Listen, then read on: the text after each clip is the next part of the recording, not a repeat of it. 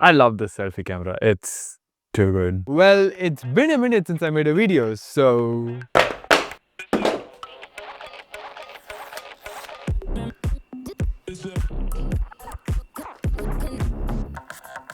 Oh, that's it?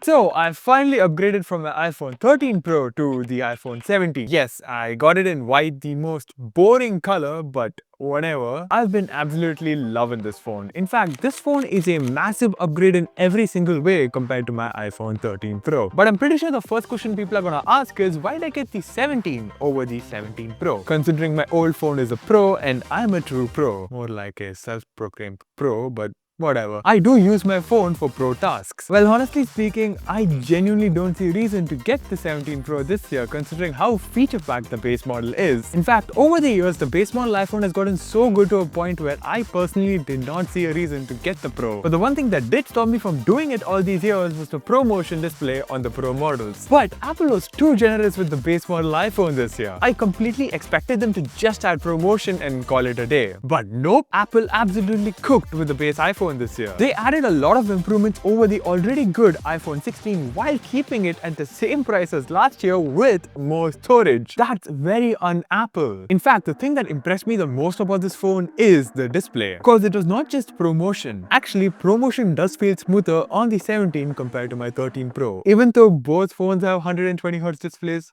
How? But yeah, this phone has one of the best displays I've used on a phone. It is too good. The brightness on this phone is absolutely insane. We're talking 3000 nits peak brightness outdoors. It's barely hard to see this phone outside, and it doesn't throttle down brightness as much as older iPhones, which is a huge plus for me. Not just that, it has an anti-reflective coating. It's not as good as the S24 or S25 Ultra, but it's better than nothing. It does a good job at cutting reflections to a degree. It also has all the other extras the Pro iPhones have, like always on display and thinner bezels. This display is basically the same as the iPhone 17 Pro. There's like no difference. Also, I gotta appreciate ceramic shield too. I've been using this phone without a screen protector and I've not seen any scratches on this phone yet. Touch wood. I hope it stays this way because my 13 Pro is filled with a lot of micro scratches and some concerning deep scratches. So yeah, the display alone makes this phone feel like the Pro. Apple really didn't hold back here and I'm glad they didn't. The design on the other hand is good. The phone is pretty light, not as light as the Galaxy S25 but way lighter than my 13 Pro. It's not very thick too, which is something I can't say for the iPhone 17 Pro. Barring that, I do like camera control. This is the first iPhone that I've daily driven with camera control, and once you configure it properly, I find it useful. Although I do have a slight feeling I might stop using it after some time. Alright, another area that impressed me a lot is performance. And for me, it felt like a huge leap. Mostly because my iPhone 13 Pro has been on live support ever since iOS 26 dropped. But yeah, the 17 is very snappy and responsive. I've played a few intensive games and it performed really well without heating up much. The new GPU on the A19 is just excellent, but that's not the only new thing. I've noticed storage has been pretty fast too. Transferring files and installing apps has been way quicker than before. Also, connectivity has been pretty good with this phone. This is one of the first iPhones with Apple's own N1 chip for Wi-Fi and Bluetooth, and so far I've experienced fast and reliable speeds. Cellular has been solid too, but I do need to test all of these factors in extreme conditions. So far, I've taken about 300 to 400 photos with the iPhone 17. And I'd say the cameras are solid. They do the job well, with the only exception being the lack of a telephoto. But well, Apple needs something to upsell the iPhone 17 Pro. I still need time to extensively test the cameras to give my overall opinion on it. So wait for the full review. I'm going to put it against my iPhone 13 Pro as well. But the front camera is just amazing. It's very wide, and shooting landscape photos or videos by just holding the phone in portrait thanks to the new square sensor is so useful. In fact, I think it performs much better than the ultra wide too in some scenarios. Finally, battery life has been good so far. It's not particularly amazing. Wait a second. 6, 7.